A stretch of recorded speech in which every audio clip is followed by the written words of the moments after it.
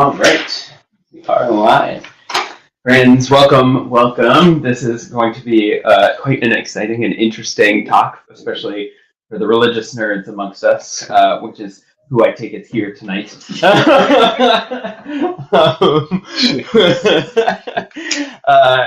I am fascinated with this material on a lot of levels. One, because it's a theologian that we're discussing that I haven't done as much reading as I've always wanted to, but a book of his was gifted to me after the first wedding I did, which was for two college friends. One who was one who was Jewish and one who was Presbyterian, and it was just a fascinating interfaith experience as a first wedding to offer, and I really appreciated that gift that they gave me. But tonight we have our friend and neighbor from Mishkan, Israel, Rabbi Dennis Ross, who is the intentional interim, as we were just joking about before we started the camera, at Mishkan, Israel. And only has 2-3 months left. Two, which is heartbreaking on one front for me, because I've really enjoyed getting to know him through our interfaith conversations that we've been having, and the congregation has heard some about revolving Hamden Town Council's ceasefire resolution, which some of that may come up at some point tonight. But Rabbi Dennis Ross is the author of the newly published A Year with Martin Buber, Wisdom from the Weekly Torah portion. It will describe how the teachings of the great 20th century Jewish thinker Martin Buber bring us to spirituality in the daily routine through the I-thou relationship. He's also the author of a whole bunch of other books, was recognized as a top 10 book of the year by the Academy of Parish Clergy. He's also written God in Our Relationships, Spirituality Between People from the Teachings of Martin Buber, When a Lie is Not a Sin, All Politics is Religious, which I think that also would be a fascinating talk to invite you for, given the time and seasons that we are in. He holds a Master of Social Work. My wife is a social worker. Yeah. And is on his way to Bedford, New York next after his term ends here.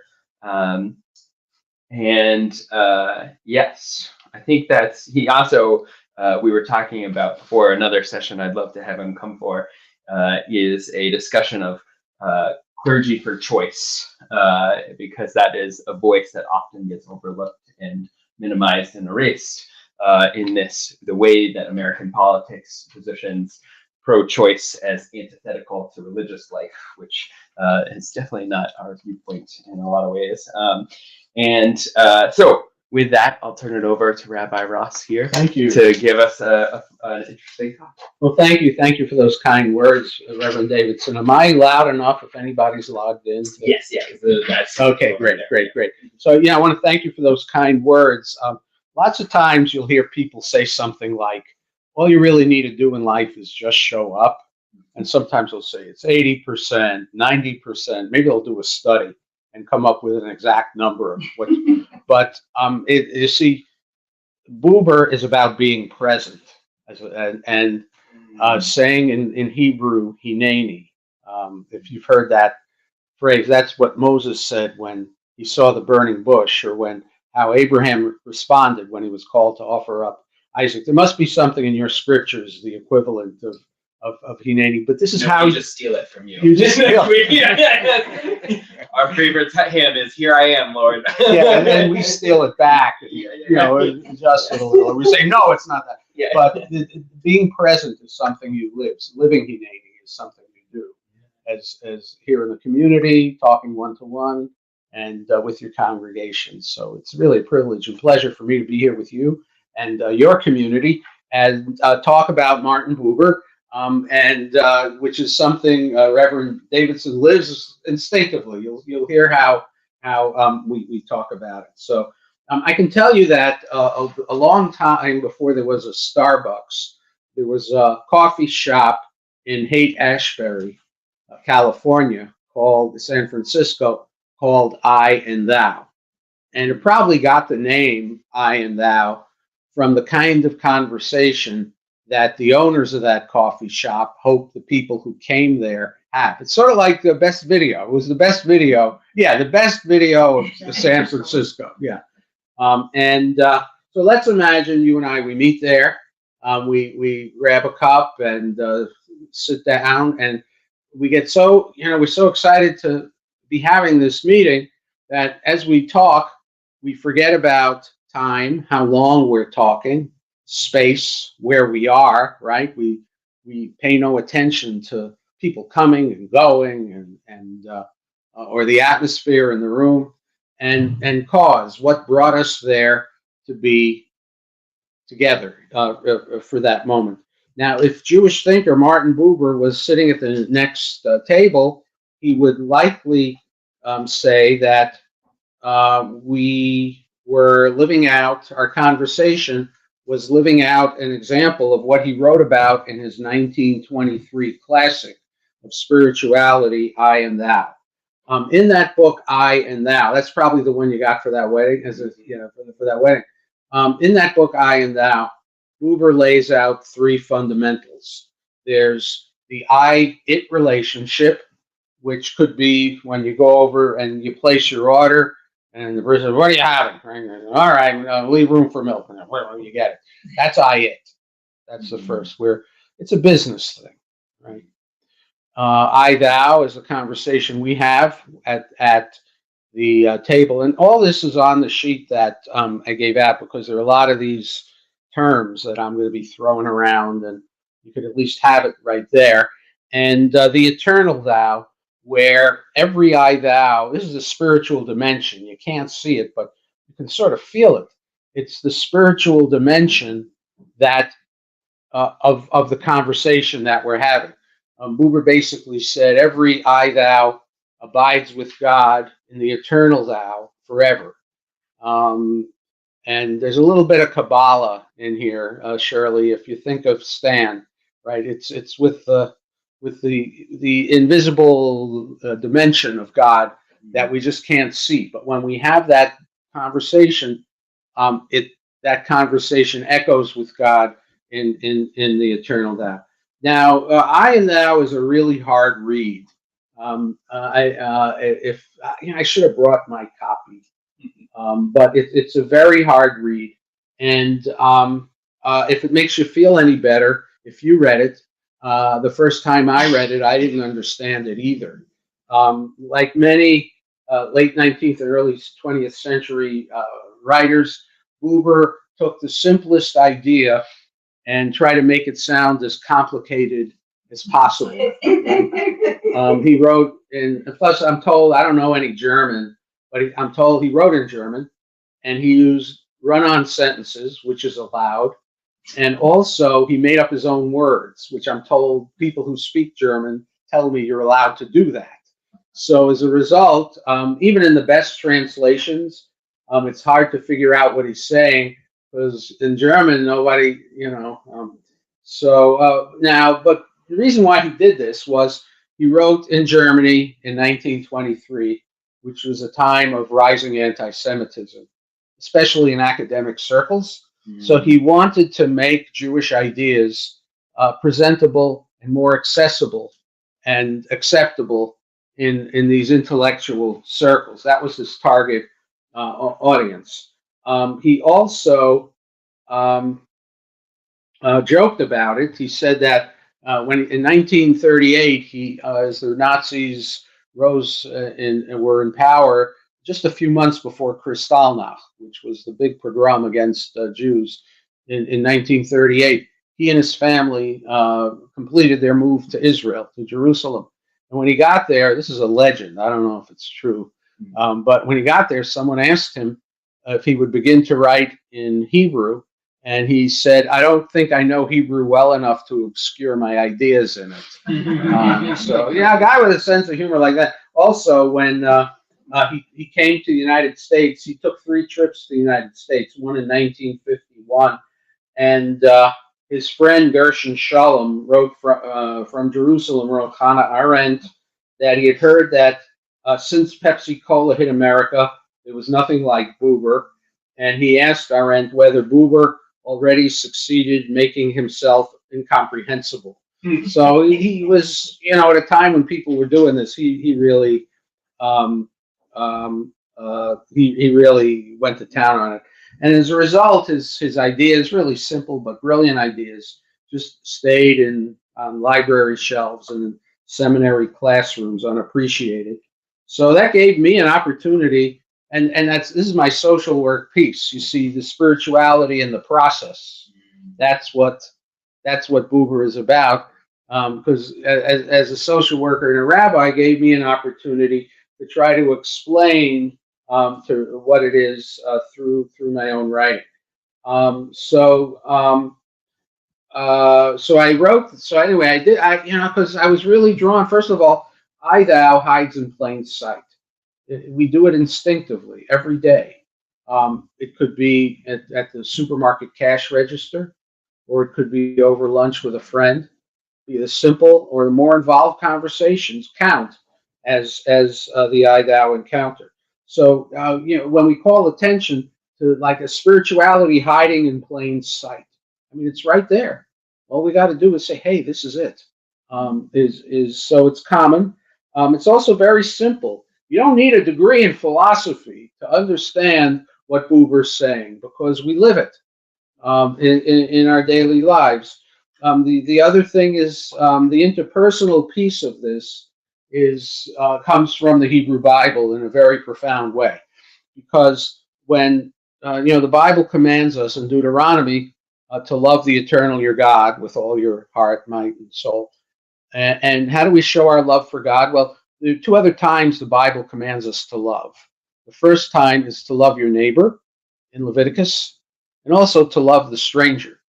So when we love the neighbor and we love the stranger, we show our love for God at the same time in the eternal thou. That's Buber.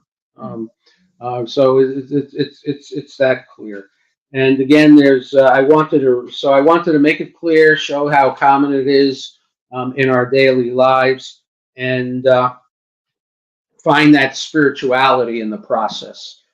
Excuse me, really important to me. So when I wrote my first book on Buber, God and Our Relationships, first I had a little introduction. I explained I thou, then I explained I it, and the editor said, no, talk about I it first. And when I told my wife this, she said, yeah, your editor's right. So I said, oh, it's got to be, it's got to be. So let's talk about I it first. And you see, it builds a little tension or traction. I mean, the I it, the person is a means to an end. They're not an end in and of themselves, as they are in the I thou. So a person is a tool to the goal I want to achieve, to the job I want to do. I'm in an apartment building in New Haven. I rent a small apartment, and my doorknob came off basically as I was leaving this morning. I said, "How am I going to get in?" So I went down to the concierge and I said, my doorknob came off. The handle came off. Can you send somebody up? She said, all right, types it in. Goodbye. Right. So this I it is business. It's the person that I'm talking to is a tool for me to get back into my apartment when I come home tonight. Another sign of I thou, that they're a tool to a goal. In addition to that, is that I it is that the I it exchange is timed, paid, and measured. You ever go into Costco and you see they have the number of items people scan per hour? They have a chart. I don't know if you saw that. No, that's I it. That's all you're worth. Go to the doctor. Maybe you get a very impersonal nurse who says, your blood pressure is high, it's low. You're a number. That's really, this is I it. Now, so I it is basically analysis, diagnosis, and treatment as well. So like if, let's say I got a stuffed drain, I call the plumber. The plumber analyzes it. He said, you got a stuffed drain. It says, oh, you got a stuffed drain. Diagnosis, I got to snake it. and the diagnosis. Well, anyway, there's stuff in there you can't get out. The treatment, oh, I got a snake and it's $1,000, right? That's what, but that's what the ayat is. We also see a bad case of ayat with a lot of our with many of our kids in school with grades and class rank and grade point average and competition, sports. It can, we have it there as well. But let's not forget that the ayat is often good. For instance, I want to get into my apartment later. I want to get my drain unstuffed. I don't have that problem there. But if my blood pressure is high or low, I want to do something about it so I don't get sick. So it isn't necessarily bad. In fact, it's good because we need it to survive. The goal is to bring a little bit of I thou into the ayat. So, for instance, if let's say you go to your doctor, and the doctor belongs to the church here, and so you're in the office, and the first 2 minutes you spend talking about the great sermon Reverend Davidson gave on Sunday, right? That's I thou, but then you talk about the pain in your elbow. That's ayat, but it's a richer ayat because there's something of a relationship that you bring into the business side of the conversation. This comes out of Judaism. It may be a little obtuse, but there's a ceremony we have at the end of the Sabbath called Havdalah, when we bring some of the sweetness of the Sabbath day of rest into the secular time of the week. So we bring some of the sweetness of that heart-to-heart conversation, about a common or routine thing. We bring that I thou into the ayat, and that enriches it the tiniest bit. So that's an important thing we try to do. Ayat, though, can become bad. Sometimes the term, I don't think Buber used this term himself, reification, where the smallest part of the person swells up and defines the entire person. Now, sometimes this is good. For instance, if I'm in a car accident and I need an ambulance, and they show up, the EMTs show up with the uniforms and the badge, and I say, "Oh, help is here." It's not the person; it's the uniform. You see, the uniform defines the entire person.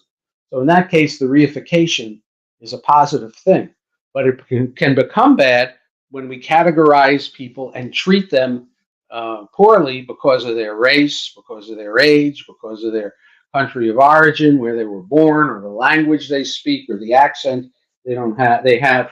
So it can become bad. It's important for Buber to avoid labeling people on the basis of these differences. Now, look, maybe living here, you can be a Yankee or a Met fan or a Red Sox fan, and I see both day in and day out, and that's okay. It's when it gets out of hand, you see, and it's occasionally you sometimes people get carried away with that. But Buber avoided labels, and before he moved to Israel under the Nazis, there was a time where they were coming or going from house to house and business to business and putting signs in people's windows describing what they do for a living. So the Nazis came, the SS came to Buber's house and asked him what he does for a living, because they want to put a sign in the window. And Buber says to this SS guy, I don't believe in labels. You can put up whatever sign you want. So the guy looks around his house, and he sees Buber had an extensive library of maybe 15,000 books, I've read by some estimates. So the Nazi's looking around, and he says, "All right, bookseller." He puts the sign in the window. And Buber just didn't care what label they imposed on him. And so that's the ayat side. To sum up, it could be bad, it could be good, but you see, God put us in this world to partake of the good in it, and to work on it and make it better and improve it. A lot of this is it, and that's okay. It's in fact a very good. When God created the world in Genesis, God said, "This is good." Right? It's not relational, but the trees and the animals and the charge to be responsible stewards of the earth and partake of it responsibly. This is all good. It's when we get carried away and lose perspective that it turns out to be bad. So that's it. I thou, where we see it is a person is an end, is a means to an end. In thou, the person is an end in and of themselves. So that's pretty pretty straightforward. It's hard. We're really not supposed to define thou or analyze it, because when we do, we take it apart and it becomes it. So by definition, you can't really talk about it. But I'm going to do it anyway because that's what we're here for. Now, the first point is that Buber took a holistic view of the person. Freud had, right, your psyche had three parts: the id, the ego, and the superego. That wasn't it for Buber. It was the whole person, everything at once. Sort of like Carl Rogers in psychotherapy, if you're familiar with his work. He and Buber actually had a open dialogue in the 50s. It's the transcript is written down in a wonderful book, and it's worth a read if you're curious about it. But the point is, Buber rejected reductionism, and when Freud wrote, he was so upset with Freud, and the two never, even though they lived in Germany, never met, or if they met, they didn't. There's nothing written about any conversations they had, and Buber traveled in these circles. Freud wrote this book, his book Moses and Monotheism, where he provides a historic analysis of the Bible that really upset Buber. With God, the superego, really upset Buber. He went off and wrote his book Moses to set the record straight. Imagine, Buber wrote like 24 books. Imagine being so smart that when you get upset about something, you go off and write a scholarly book, no less. Was Buber's Moses, but so Buber had a holistic view of the person and didn't pick us apart. So that's one thing about I thou, that I talk to you as a thou, and you talk to me as a thou, and that's what makes it work. The signs of the I thou relationship: time, space, and cause. We talked about those a moment ago. How long we're talking. You look at your watch and say, "Oh my goodness, I didn't realize we were at it." So, for such a long time. Also, there's a sense of timelessness while we're in the I thou, that we just lose track of the time, and we're not aware of time as it's going by. Space, where we are, could be on a train moving, talking to somebody. It passes out of awareness. Also, the stuff going on around us in a restaurant, people moving. The server maybe comes over, fills up your water glass, distracts the conversation for half a second. You go, that's it. Then you go right back into it.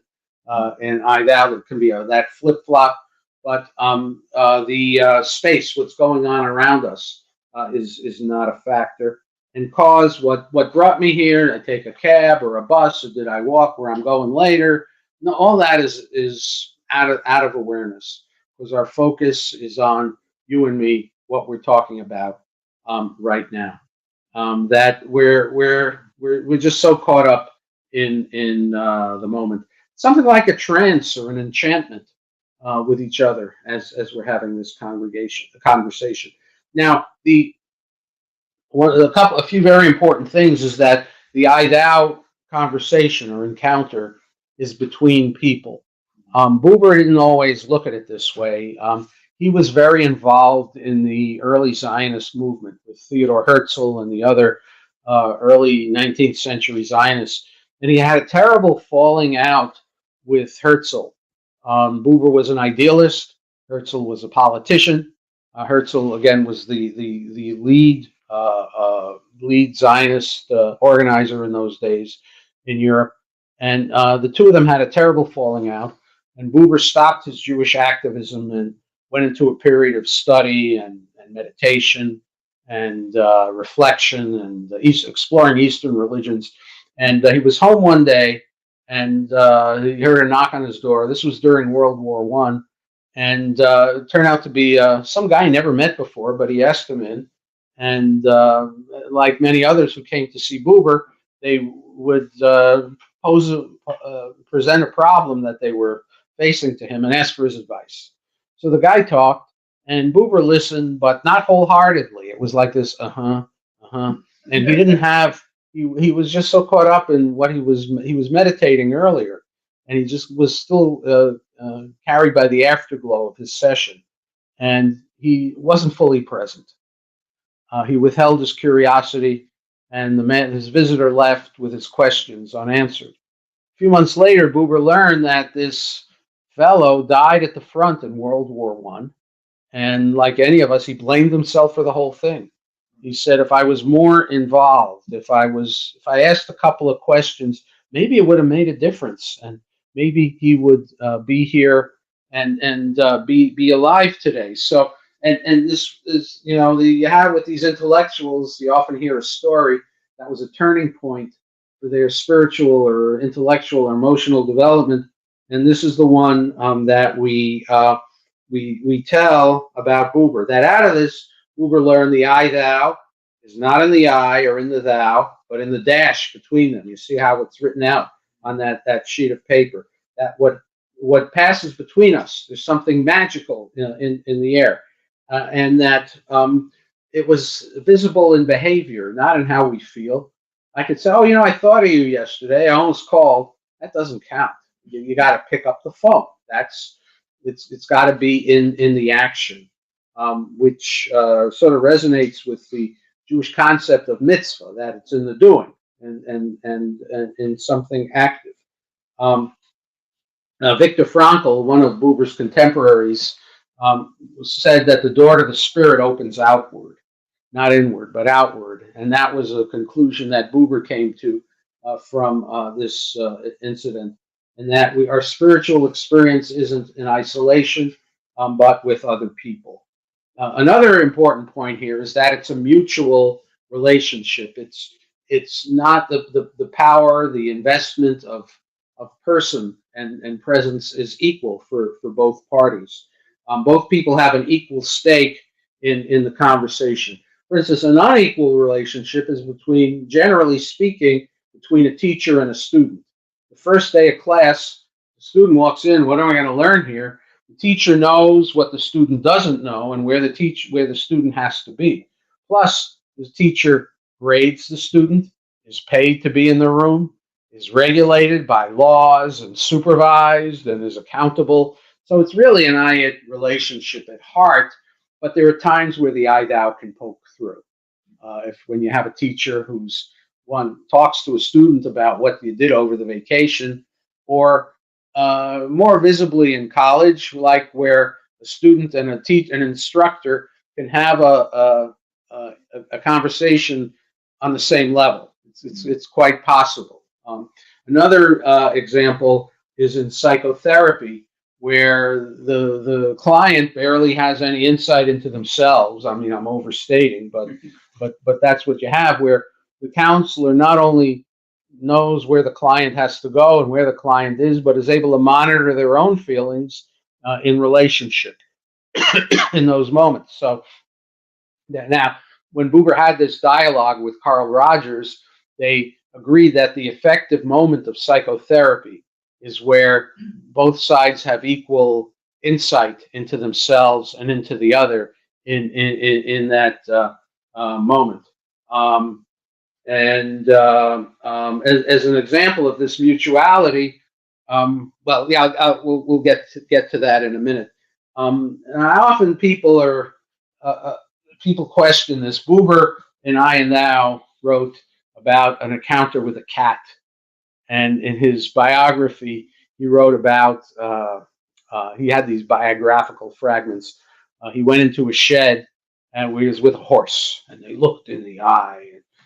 Earlier on in his life, he felt you could have that with an animal. Later on, he didn't write about it as much, but I think he distanced himself, and I think it was over the idea of the mutuality and the reciprocity in the relationship. This is part of a term he uses, inclusion or imagine the real. Robert J. Lifton uses this term, imagine the real, that you never really can know what the next person is experiencing, but you can try to imagine it. So I remember the first lesson we learned in pastoral care, never say to somebody, I know exactly how you feel, right? Because we don't know exactly how a person feels. We can try to imagine it. It's real, but I don't know what's going on inside of you. I can't precisely feel your pain. I can say, an example Buber gives is to see both sides. He said, put your hand on my arm, then feel my arm under your hand, then try to imagine what my arm feels like under your hand, all at the same time. Hold on to your perception and hold on to mine. So now we're getting into the dialogue that we were having right in this room. A very moment, very difficult dialogue. Trying, there are people coming from different backgrounds, trying to imagine what the next person is living with. And a term that Buber used in I and Thou is will and grace. And if you remember the TV series, they got the name, they admitted that we got this name from Buber because you can't, if you have teenagers at home or kids at home, really, you can't will a relationship. It happens by grace. So, for instance, if you have this kid at home and you say, what happened in school? Well, nothing. What do you mean nothing happened? They come home and nothing happened. And so they go upstairs, and then you have a meeting, or you want to go to the church to hear somebody talk about Buber or some other. And just as you're ready to leave, you want to get there on time, the kid wants to talk, right? You ever have that? So you see, the I-thou happens by grace. You can't will it. It has to happen by itself. If somebody wants it, it'll be.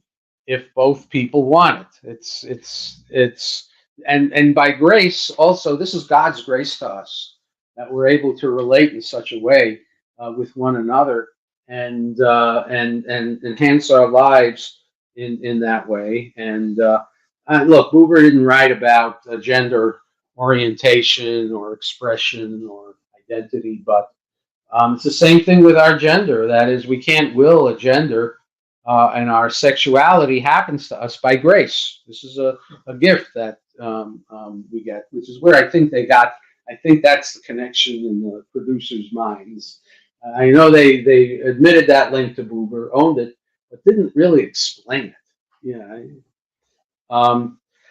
So coming to we're racing. Well, we're getting to our final thoughts, but another term Buber uses is holy insecurity. That the sense of spirituality and the sacred isn't secure. Lots of times when we think of spirituality, it's peace of mind, but not to Buber. It's having a good fight, having a good argument, and putting yourself on the line and risking your opinions, as we did in that dialogue here, risking oneself, one's standing, one's position in the community by holding a position and expressing it in having an open conversation. Buber got to this idea as a little kid. When he was 3, his mother, he was living in Vienna with his mother and father. And when he was 3, his mother upped and left. She ran off to Russia with a guy. And he never got a word of explanation or any idea of when he'll ever see her again. He longed for her every day, as any 3-year-old might. He went off to live with his grandparents. His father didn't raise him himself. He lived with his grandparents, where they, we were talking about languages before. His grandfather was a scholar of Midrash, Jewish folklore, and his grandmother ran the business, some sprawling farm and mining and business, and they were very well-to-do. And she got tutors for Martin, so he was home all day by himself, but learning with tutors. His grandparents were out one day, and he was about 5, and he was left with a babysitter, 12-year-old babysitter. And he remembers leaning on a railing, and somehow the topic of his mother came up, and the babysitter said to him, "No, she will never come back." And that's the first time anyone said that to him. And those words clung to his soul. And he later wrote, if I can find it, yeah, it's right here. He later wrote, "I suppose all I have learned about genuine meaning in the course of my life had its first origins in that hour on the balcony. The no, she will never come back. That every I thou has to end. It's built into the beginning. And being able to say goodbye and have those endings in a positive way is critical to our spiritual and emotional development." In I and Thou, Buber wrote about this. He said, "It's the exalted melancholy of our fate." Exalted because the I Thou, I get something to drink. The I Thou, I get it. The I Thou encounter is holy. Melancholy because it's sad, and fated because it's got to be, right? So the exalted melancholy of our fate was a really profound insight that Buber gives us about relationship and life.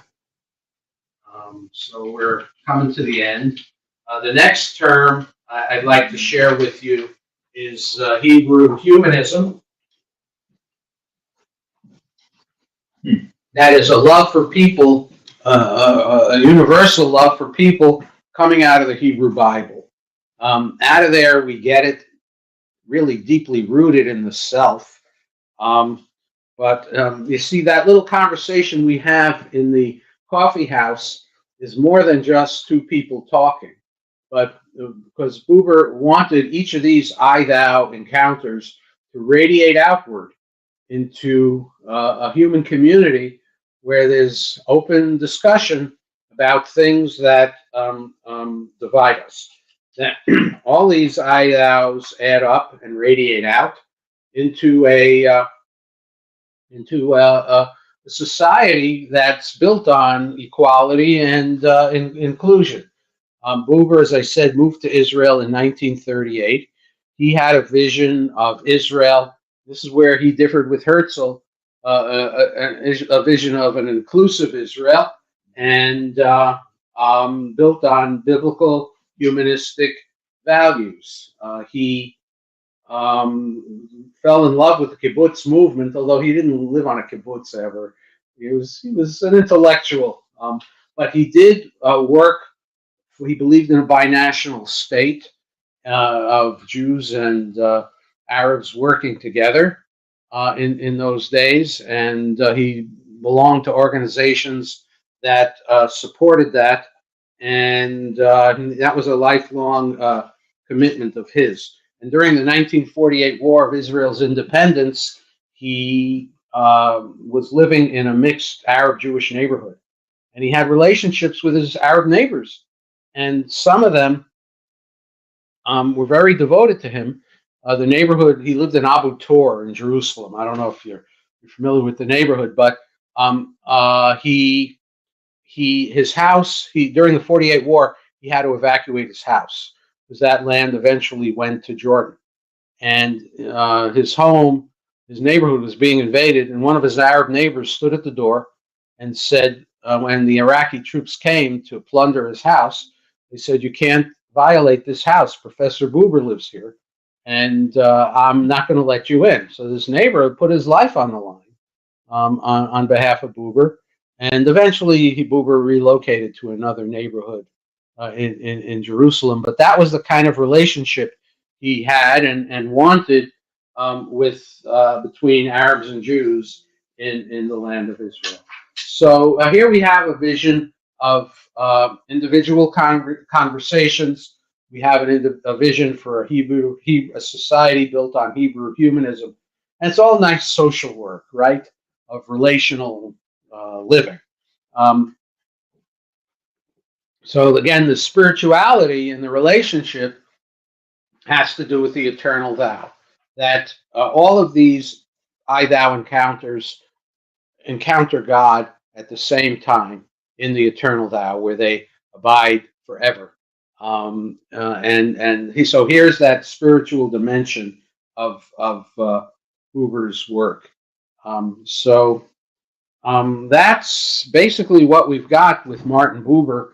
The I thou, the I it, and especially for the I thou, that we show our love for God when we show our love for our neighbors, when we show our love for the stranger, and through those encounters, we enter a spiritual dimension that Buber gives us called the eternal thou. So that's his 24 books, and I don't know how long. How many articles? Yeah. How many articles? He spoke so many languages. I thought we could take time for a conversation. I did want to turn off the live stream. If anybody's watching now, I want to keep this conversation in the room. I think people will be easier to talk. We'll go from the I it section to the I thou. Yeah. Room section. Hopefully, yes. Thank you to those for joining us online. Those in person, we'll take 5 seconds while I close up the thank you. The live stream, and let's just first give a round of applause. Thank you. I feel like we just got like a semester's worth of knowledge in a brief talk. So well done. You took what he said was a very complicated book and made it very digestible. So thank you so much. Take a minute and get some refreshments if you didn't get to earlier. And for those of you online, thank you for joining us. Thank you.